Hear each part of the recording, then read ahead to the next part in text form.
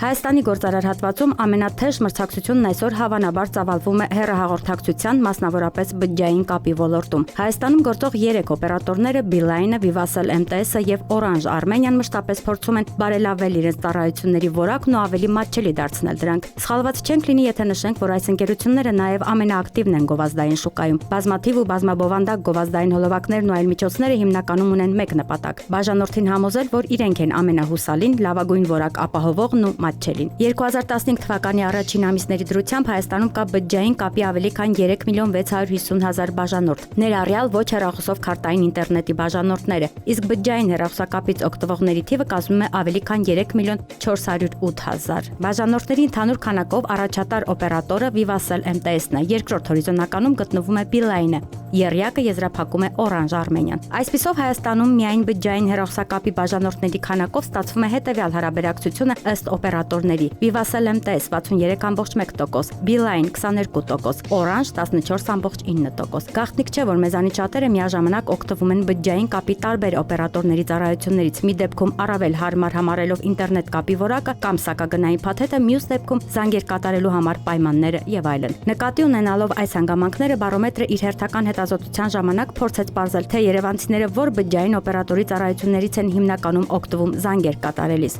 Ստացված պատկերն այսպիսին է. Beeline 30.4%, Vivatel MTS 53.5%, Orange 16.1%։ Ակնհայտ է, որ բաժանորդների քանակով լինելով առաջատարը Հայաստանում, Vivatel MTS-ը իր դիրքերը չէր կարող զիջել նաև այս հարթությունում, սակայն այստեղ հատկապես Beeline-ի եւ Vivatel MTS-ի միջև ցուցանիշային տարբերություններն ավելի մեղմ են։ Հարկ ենք համարում հիշեցնել, որ հետազոտությունն իրականացվել է Երևանում եւ ողջ Հայաստանի կտրվածքով նույն հետազոտության իրականացման արդյունքում տվյալները այլ կլինեն։